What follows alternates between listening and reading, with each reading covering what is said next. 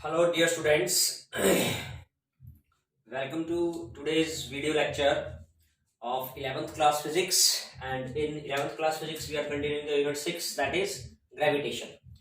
Last topic जो हमने study किया था that was the important characteristics, gravitational force के कुछ important features हमने study किए थे. Gravitational force which was given by Newton and the formula is F equals to, ये जो टू बॉडीज के बीच में अट्रैक्शन फोर्स का फॉर्मूला न्यूटन ने दिया G m1m2 bye are square, है ना. इसके फीचर्स को हमने लास्ट वीडियो लेक्चर में स्टडी किया था कि ये जो फोर्स होती है ये सेंट्रल फोर्स है, ओबे करती है न्यूटन थर्ड लॉ को, ओबे करती है. कुछ और पॉइंट्स इसमें आए थे कि कंजर्वेटिव फोर्स होती है, ये सेंट्रल फोर्स होती है, नेचर में अट्रैक्टिव होती है और इंटरवेनिंग मीडियम्स पे डिपेंड नहीं करती है. So these were the topics the last time we have studied. Now we are going to study the principle of superposition of gravitation. The topic is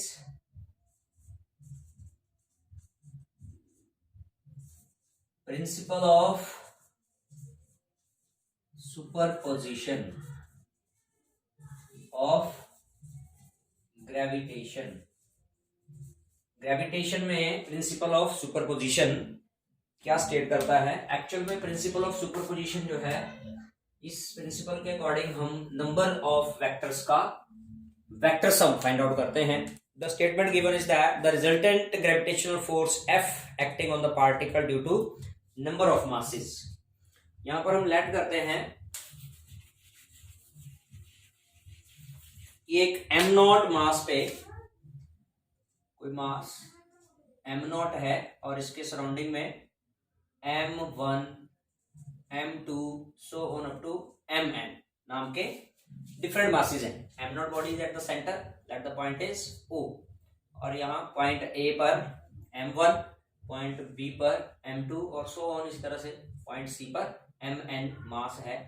इन सभी की पोजीशन को सेंटर वाले इस m0 मास की पोजीशन से ज्वाइन करें तो ये जो पोजीशन वेक्टर हैं, सपोज दैट इनको हम नाम देते हैं r01, r02, r0n. ठीक है, यूनिट वेक्टर्स की फॉर्म में हम इनको ऊपर कैप लगा देते हैं. Okay, so according to superposition principle, actual में इस m0 मास की बॉडी पर इस m1, m2 so on up to mn सभी मासेस का अपना अपना ग्रेविटेशनल फोर्स लगेगा. ठीक है, और सुपरपोजिशन प्रिंसिपल के अकॉर्डिंग उस सभी फोर्सेस का जो नेट सम होगा वो फाइंड आउट किया जाएगा अकॉर्डिंग टू सुपरपोजिशन प्रिंसिपल. ठीक है, सो नाम देते हैं अगर हम F01. F01 क्या है? Force on m0 bye m1, है ना. m0 मास पे m1 के द्वारा जो फोर्स है, तो पहले हम स्टडी कर ही चुके हैं न्यूटन्स लॉ ऑफ ग्रेविटेशन में. वेक्टर फॉर्म वाला हम फॉर्मूला देते हैं, तो -g m0 m1 divide by, यहां पर हम यूज क्या करते हैं, देखिए ध्यान देना है. अगर यहाँ F01 है तो यहाँ R10 कैप यूज करते हैं, और डिनोमिनेटर में से हम उसी तरह का पैटर्न ले लेते हैं जो ऊपर है 10 स्क्वायर. ठीक है, R10 square. Is that clear? Minus sign इन दोनों की अपोजिट डायरेक्शन को, R01 और R10, इन दोनों डायरेक्शन को अपोजिट होने को बताता है. इसी तरह से सेम पैटर्न पर F02 क्या हो जाएगी, force on m0 by m2. The formula will be -g m0 m2 divide by, यहाँ क्या हो जाएगा R20 कैप और यहाँ R20 स्क्वायर. ठीक है, अगर आप इन नेगेटिव साइंस को पॉजिटिव करना चाहो तो क्या कर सकते हो, R10 की जगह क्या लिख दो, R01 कैप, और डिनोमिनेटर में तो उसी तरह से ये चेंज हो जाएगा. अगर ऊपर R10 तो नीचे R10, ऊपर R01 है तो नीचे भी R01 स्क्वायर, क्योंकि ये स्केलर क्वांटिटी है, डिस्टेंस है. ठीक है, तो इसका R01 और R10 सेम है. इसी तरह से यहाँ पर नेगेटिव साइन जब पॉजिटिव करेंगे m0 m2, तो R20 की जगह लिखेंगे R02 cap divide by R02 square. So on इसी तरह से किसी nth मास की जो फोर्स होगी m0 मास पे, उसको F0n से रिप्रेजेंट किया. F0n the force on m0 by m n, nth particle के मास। हम डायरेक्टली ये फार्मूला लिखने जा रहे हैं पॉजिटिव वाला, g m not m n divide by r zero n square r zero n cap. ठीक है, तो ये नंबर ऑफ मासेस की इंडिविजुअल फोर्सेस हुई, and according to superposition principle, according to superposition principle हम इन सभी फोर्सेस का एक वेक्टर सम फाइंड करेंगे, उसका नाम दे दिया हमने एफ वेक्टर, इन सभी इंडिविजुअल फोर्सेस का vector sum according to superposition principle, F01 plus F02 plus so on up to F0n। ठीक है, सभी वैल्यूज रखेंगे तो जो चीज हमें कॉमन दिख रही है, कैपिटल जी है, एम नॉट है, ये कॉमन है, so capital G m not हमने ब्रैकेट से बाहर लिख लिया। ब्रैकेट के अंदर फर्स्ट टर्म का क्या बचता है, m1 r01 cap divide by r01 square plus m2 r02 cap divide by r02 square plus so on up to mn r0n cap divide by r0n square. ठीक है, इज दैट क्लियर? तो जो common term के अलावा bracket के अंदर term है, यहां पर ले आते हैं इस एक्सप्रेशन को अब हम आगे, F vector equals to g m not inside the bracket. जो टर्म्स चेंज कर रही है, जैसे यहाँ ये m1 है, यहाँ m2 हो गया, सो ऑन अप टू इस तरह से चलेगा, तो एक हम समेशन जनरलाइज करने के लिए इस लार्ज फैक्टर को जनरलाइज करके शॉर्ट करेंगे, i goes from 1 to n ऐसे लिखकर। तो जो जो टर्म्स चेंज कर रही हैं, जैसे m1 m2 m3 हो रहा है तो उसकी जगह हम लिखेंगे mi, r01 r02 r03 ऐसे चल रहा है तो उसकी जगह लिखेंगे r0i cap divide bye r0i square. ठीक है, so this will give the expression for the net force according to superposition principle. एक बॉडी m नॉट पे नंबर ऑफ बॉडीज का जो टोटल फोर्स है, that is given by the formula g m not summation i goes from 1 to n, g m not i goes from 1 to n m i upon r i not r zero i square r zero i cap. आप चाहें तो इस unit vector को vector upon magnitude में अगर करें तो नीचे क्यूब हो जाएगा और यहाँ मैग्नीट्यूड आ जाएगा उसका वेक्टर का, वेक्टर अपॉन नीचे मैग्नीट्यूड आ जाएगा, ऊपर वेक्टर फॉर्म आ जाएगी उसकी। Okay, so this is the principle of superposition of gravitation, जिसमें एक इंडिविजुअल बॉडी के ऊपर उसके सराउंडिंग में एग्जिस्ट करने वाली नंबर ऑफ बॉडीज जो ग्रेविटेशनल फोर्स लगाएंगी उसका नेट सम कितना आएगा वो सुपरपोजिशन प्रिंसिपल से कैलकुलेट किया जा सकता है in this way. Now the next term is gravity. आगे नेक्स्ट टॉपिक जो हम स्टडी करने जा रहे हैं वो है ग्रेविटी।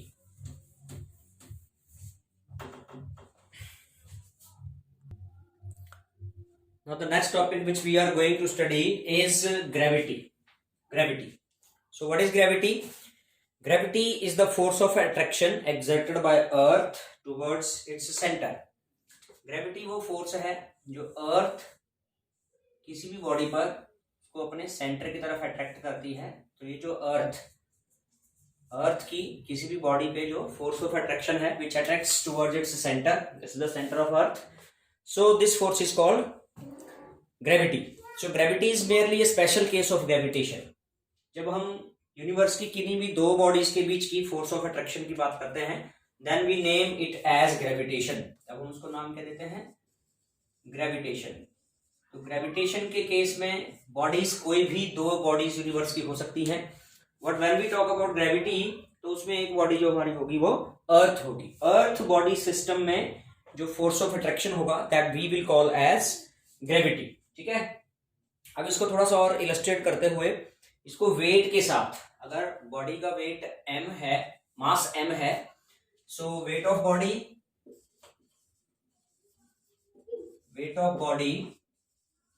अर्थ जिस एक्सेलरेशन से बॉडी को मूव करती है अपनी तरफ, that is called acceleration due to gravity. और मास को एक्सेलरेशन ड्यू टू ग्रेविटी से मल्टीप्लाई करें तो वो फोर्स आती है जिस फोर्स से m मास की बॉडी अर्थ के सेंटर की तरफ अट्रैक्ट होती है। दैट मीन्स हम ये भी कह सकते हैं कि weight of body is the gravity. ठीक है, ग्रेविटी जो है वो बॉडी का वेट होता है, या दूसरे शब्दों में हम ये कहें कि बॉडी का वेट क्या होता है। बॉडी का वेट वो फोर्स है जिस फोर्स से बॉडी अर्थ के सेंटर की तरफ मूव होती है, अट्रैक्ट होती है। अर्थ किसी बॉडी को अपने सेंटर की तरफ जिस फोर्स से अट्रैक्ट करता है दैट इज कॉल्ड ग्रेविटी, और यही ग्रेविटी उस बॉडी का वेट है। Okay, so units and dimension of gravity pull.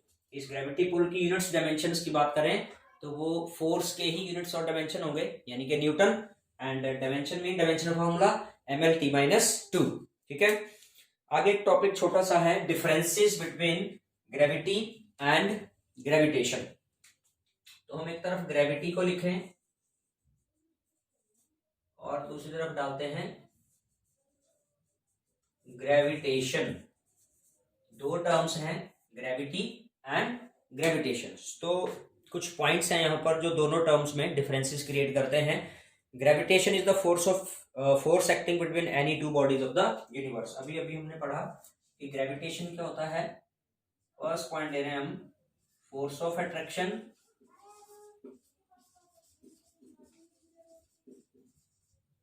Between any two bodies of universe. Universe की कोई भी दो बॉडीज के बीच में जो फोर्स ऑफ अट्रैक्शन होगा दैट इज कॉल्ड ग्रेविटेशन।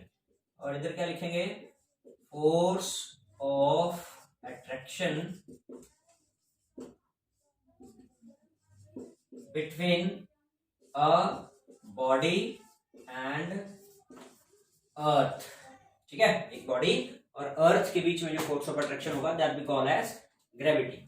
दूसरे पॉइंट में, डिफरेंस के दूसरे पॉइंट में, हम अगर इस ग्रेविटेशनल फोर्स को लिखें, फोर्स ऑफ ग्रेविटेशन का मैथमेटिकल फॉर्मूला, तो G(m1m2/r²) ये लिखेंगे। और इधर ग्रेविटी फोर्स अभी हमने ऊपर पढ़ा कि वेट ऑफ बॉडी होता है, तो यहाँ पर फोर्स क्या लिखा जाएगा, m(g) लिखा जाएगा। ठीक है, जिस फोर्स से बॉडी अर्थ के सेंटर की तरफ अट्रैक्ट होती है उसको ग्रेविटी बोलते हैं, और ग्रेविटी बॉडी का वेट है, और वेट का फॉर्मूला क्या है, mg, F=mg। तो यहाँ फॉर्मूला देखिए और यहाँ फॉर्मूला लिखिए, ये भी एक डिफरेंस है दोनों में। बाकी बात करें अगर डायरेक्शन की, its direction is from one body towards other body। जो भी जिन दो बॉडीज के बीच में ग्रेविटेशन फोर्स की बात हो रही है, तो ये दो बॉडीज अगर ऐसे रहेंगी तो जो फोर्स ऑफ अट्रैक्शन कल हमने स्टडी किया था कि सेंट्रल फोर्स होती है दोनों बॉडीज के सेंटर को मिलाने वाली लाइन के लॉन्ग, तो एक बॉडी का फोर्स दूसरी पे जो होगा वो उस लाइन के लॉन्ग होगा। तो डायरेक्शन इस ग्रेविटेशनल फोर्स का from one body to another body. जबकि यहां देखें हम, ग्रेविटी का जो डायरेक्शन है, इट्स डायरेक्शन इज टूवर्ड्स, देख रहे हैं आप यहाँ पर, toward the centre of earth. ठीक है, इस ग्रेविटी फोर्स का डायरेक्शन सेंटर ऑफ अर्थ की तरफ है। और चौथा पॉइंट अगर हम बात करें, this force will be zero, this force will be zero when r equals to infinity. देखिए ये मैथमेटिकली ही अगर हम देखें, दो बॉडीज के बीच में जब इनफाइनाइट डिस्टेंस होगा तभी ये फोर्स जीरो हो सकता है ना। जबकि यहां पर हम बात करें तो क्या लिखेंगे, this force will be zero when, कब, मास तो जीरो होगा नहीं तो कब जीरो हो सकता है, when g equals to zero. जहां भी एक्सीलरेशन ड्यू टू ग्रेविटी की वैल्यू जीरो होगी वहां पर ग्रेविटी फोर्स भी जीरो होगा। तो ये चार पॉइंट इन दोनों के बीच में डिफरेंस क्या है, नोट डाउन करेंगे इसको नोटबुक में अच्छे से और लर्न करेंगे।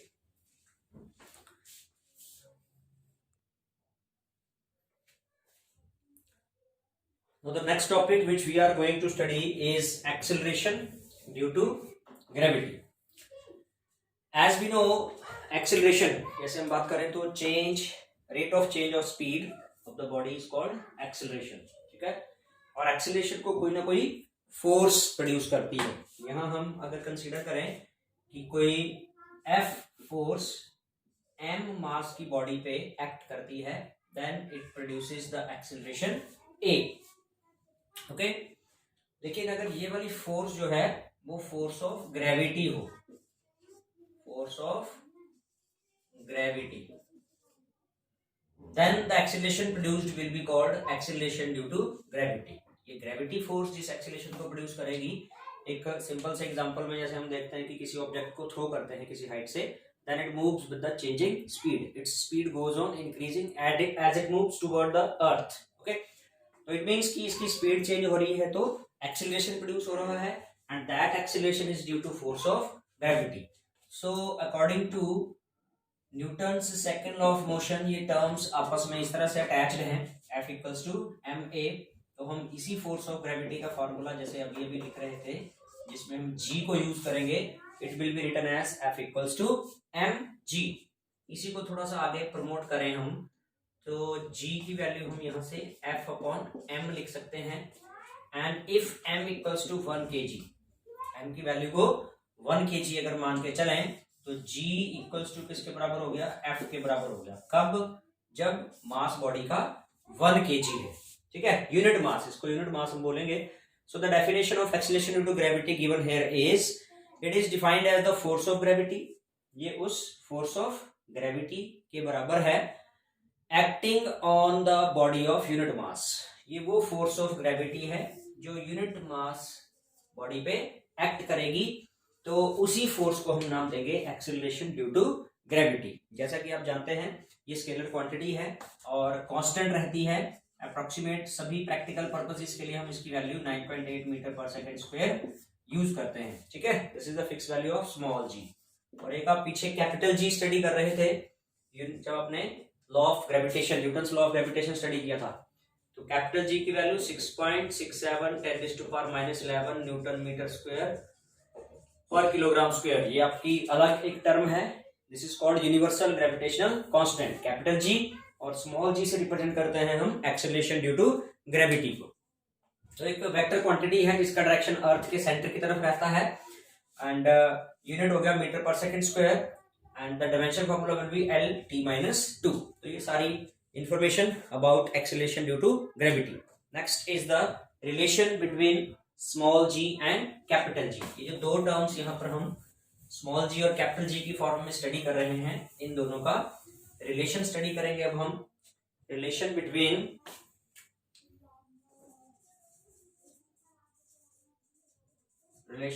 Small g and capital g, ठीक है, ध्यान देना है। तो इसके लिए कंसिडरेशन किया है कि अर्थ के सरफेस के near by, that it is earth, और इसके नियर बाय कोई बॉडी है, स्मॉल m नाम दे दें हम इस बॉडी के मास को, और अर्थ के मास को नाम दें हम कैपिटल M, ठीक है। दोनों के सेंटर्स के बीच में कुछ डिस्टेंस, अर्थ का रेडियस एज कैपिटल R, जो यहां से इसके सेंटर से लेकर यहां तक होगा। So small m mass of body, capital M mass of अर्थ लिया जाए, कैपिटल R रेडियस ऑफ अर्थ, ठीक है। कैपिटल R क्या होगा, अर्थ का रेडियस, और ये कैपिटल R ही लगभग दोनों बॉडीज के सेंटर के बीच का डिस्टेंस होगा, क्योंकि अर्थ के रेडियस के कंपैरिजन में आगे का जो छोटा सा कोई 2-4-5 मीटर का डिस्टेंस होगा, उसको एक वेरी स्मॉल वैल्यू कंसिडर करते हुए हम R को ही दोनों बॉडीज के बीच का डिस्टेंस मानेंगे, ठीक है। So, gravitational force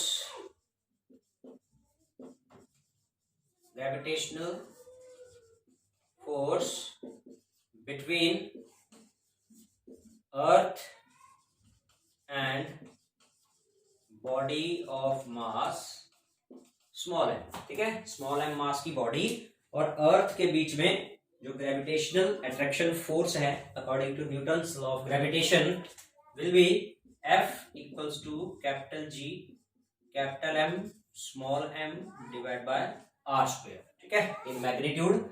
ये फार्मूला उस फोर्स की वैल्यू देगा हमें। नाउ द ग्रेविटी फोर्स, क्योंकि अर्थ है दूसरी बॉडी, तो अर्थ जिस फोर्स से इस स्मॉल m मास की बॉडी को अट्रैक्ट करेगी वो ग्रेविटी होगी, है ना।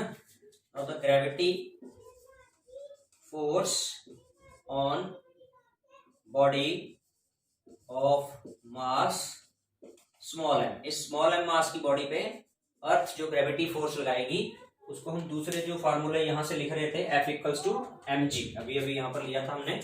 सो that formula gives us the value F equals to mg। तो इक्वेशन 2 हो गई हमारे पास। इन दोनों इक्वेशंस को अगर हम कंपेयर कर लें, कंपेयरिंग इक्वेशन 1 एंड 2, क्या मिलेगा हमें? mg equals to capital G capital M small m divide by r square. ठीक है, स्मॉल m बॉडी का मास, इधर स्मॉल m मास से कैंसल आउट हो गया and we are left with, हमारे पास जो फॉर्मूला बचा स्मॉल g का, स्मॉल g इक्वल्स